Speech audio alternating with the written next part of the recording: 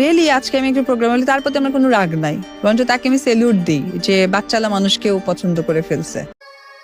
বুবলির প্রতি আমার কোনো রাগ নেই, তাকে আমি স্যালুট জানাই। সাকিবের বউ বাচ্চা থাকা সত্ত্বেও তাকে সে বিয়ে করেছে। তো অপু বিশ্বাস একটা জালের সাথে, একটা চক্রের সাথে মিলে শাকিব খানের কেরিয়ারকে ধ্বংস করার। আমি বিভিন্ন সময় না বুঝে বুবলিকে অনেক অপমান করেছি, যার কারণে সাকিবের কাছ থেকে বকাও খেয়েছি। বিকজ আমি শাকিব খানকে চিনি, তো সেই মানুষটা যদি কোনো সিদ্ধান্ত নেয় সেটা একান্তই তার ব্যক্তিগত। আমি বুঝে গেছি সাকিবের জীবনে আমার কোনো অস্তিত্ব নেই।